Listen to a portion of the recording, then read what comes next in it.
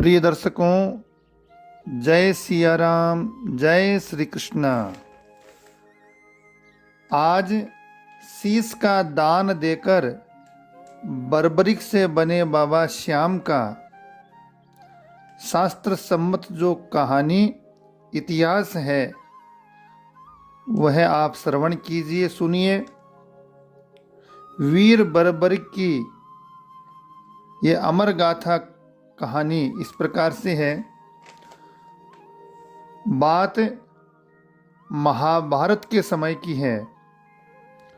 कौरव वंश के राजा दुर्योधन ने निर्दोष पांडवों को सताने और उन्हें मारने के लिए लाक्षागृह का निर्माण किया था और सौभाग्यवश वे उसमें से बच निकले और वनवास में रहने लगे। एक समय जब वे वन में सो रहे थे, उस स्थान के पास ही हिडम्ब नामक राक्षस अपनी बहन हिडिंबी सहित रहता था।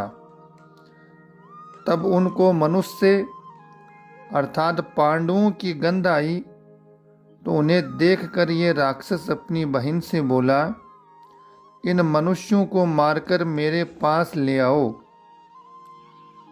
अपने भाई के आदेश से वह वहां आई जहां पास ही सभी भाई द्रौपदी सहित सो रहे थे और भीम उनकी रक्षा में जग रहा था। भीम के स्वरूप को देखकर हिडिंबी उस पर मोहित हो गई। मन में ये सोचने लगी कि मेरे लिए उपयुक्त पति यही हो सकता है। उसने भाई की परवाह किए बिना भीम को पति मान लिया। कुछ देर बाद हिडिंबी के वापस न लौटने पर हिडिंबासुर वहां आया और स्त्री के सुंदर वेश में अपनी बहन को भीम से बात करता देख क्रोधित हो गया। तत्पश्चात हिडिंबी के अनुनय विनय से माता कुंती व युधिष्ठिर के निर्णय से दोनों का गंधर्व विवाह हुआ। इसी अवधि के दौरान हिडिंबी गर्भवती हुई और एक महाबलवान पुत्र को जन्म दिया। बाल रहित होने से बालक का नाम घटोत्कच रखा गया।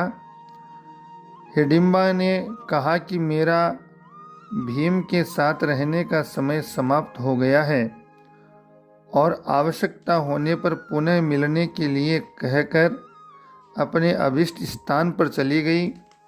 साथ ही घटोत्कच भी सभी को प्रणाम कर आज्ञा लेकर उत्तर दिशा की ओर चला गया।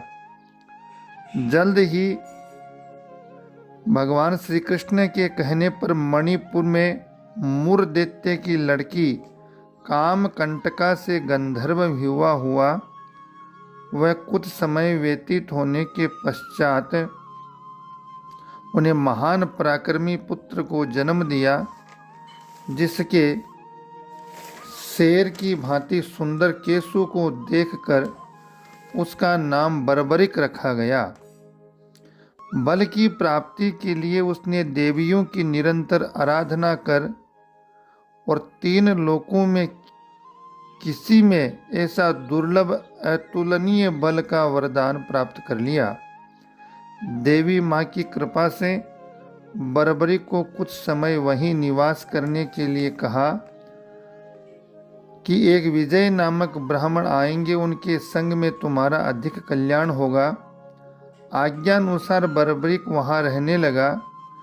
तब मगध देश के विजय नामक ब्राह्मण वहां आए और 7 शिवलिंगों की पूजा की, साथ ही विद्या की सफलता के लिए देवियों की पूजा की।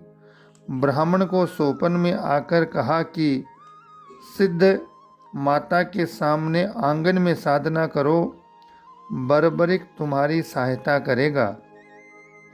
ब्राह्मण के आदेश से बर्बरिक ने साधना में विघ्न डालने वाले सभी राक्षसों को यमलोक भेज दिया। उन असुरों को मारने पर नागों के राजा वासुकी वहां आए और बर्बरिक को दान मांगने के लिए कहा। तब बर्बरिक ने विजय की निर्विघ्न तपस्या सफल हो यही वर मांगा। ब्राह्मण की तपस्या सफल होने पर उसने बर्बरिक को युद्ध में विजय होने का वरदान दिया। तत्पश्चात विजय और देवताओं ने सिद्धश्चर्य प्रदान किया। तब से उनका नाम सिद्धसेन हो गया। कुछ काल बीतने के बाद कुरुक्षेत्र मैदान में कौरवों और पांडवों के बीच में युद्ध की तैयारियां होने लगी। इस अवसर पर बर्बरिक भी अपने तेज नीले घोड़े पर सवार होकर आ रहे थे। रास्ते में भगवान श्री कृष्ण बर्बरिक की परीक्षा लेने के लिए ब्राह्मण के वेश में उनके पास पहुँचे और भगवान ने बर्बरिक की मन की बात जानने के लिए उससे पूछा, तुम किसकी ओर से युद्ध लड़ने आए हो? तब बर्बरिक ने कहा कि जो कमज़ोर पक्ष होगा उसकी ओर से युद्ध लड़ूंगा। इस पर भगवान ने बर्बरिक से कहा, तुम 3 बाणों से सारी सेना को कैसे नष्ट कर सकते हो? तब बर्बरिक ने कहा कि सामने वाले पीपल के वृक्ष के सभी पत्ते एक बाण से ही निशान हो जावे, दूसरा उसे भेद देगा।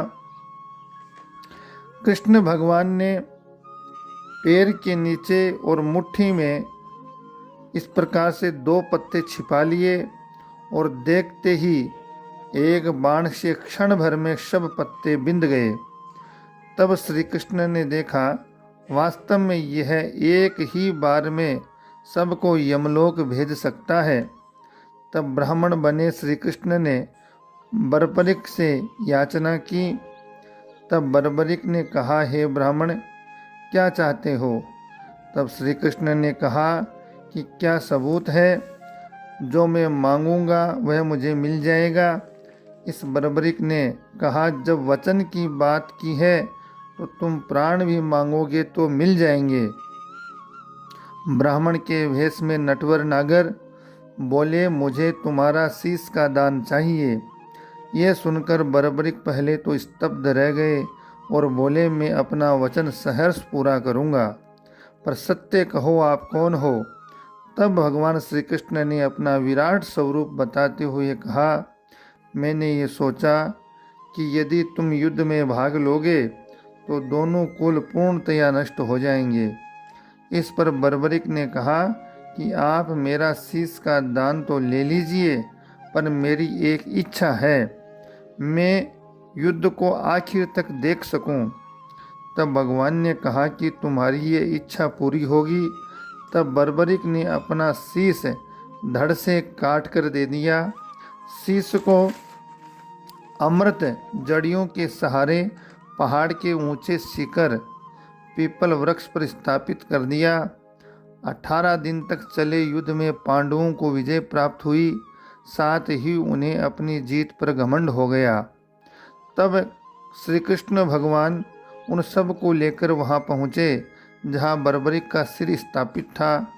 बर्बरिक के सामने पांडव अपनी वीरता का बखान करने लगे। तब बर्बरिक के सिर ने कहा, आप सबका घमंड करना व्यर्थ है। जीत भगवान श्री कृष्ण की नीति से ही मिली है। मुझे तो इस युद्ध में श्री कृष्ण का सुदर्शन चक्र चलता नजर आया था। इसके बाद बर्बरिक चुप हो गए और आकाश से फूलों की वर्षा होने लगी। तब भगवान श्री कृष्ण ने प्रसन्न होकर बर्बरिक को वरदान दिया कि कलयुग में मेरे श्याम नाम से पूजे जाओगे और तुम्हारा सुमिरन से सभी मनोरथ पूर्ण होंगे और भक्तों की सभी मनोकामना पूर्ण होगी। इस प्रकार से भगवान श्री कृष्ण ने अपना श्याम नाम देकर के बर्बरिक को, अपने भक्त को पुजवा दिया। आज इस कलयुग में बाबा श्याम, हारे का सहारा बाबा श्याम हमारा नाम से राजस्थान के खाटू ग्राम में विराजमान है और वहाँ पर खाटू श्याम जी सीकर जिले के दाता रामगढ़ तहसील में बसा एक छोटा सा गांव है, जहां जन जन की आस्था के लोक मंगलकारी देवता श्री श्याम बाबा का ऐतिहासिक और भव्य मंदिर विराजमान है। इस प्रकार से भगवान श्री कृष्ण की आज्ञा अनुसार शीश का दान, तदुपरांत वरदान प्राप्ति हुई और श्याम नामधारी वीर शिरोमणि बर्बरिक का अमृत सिंचित दिव्य तेजस्वी शीश यहाँ पर पूजित है।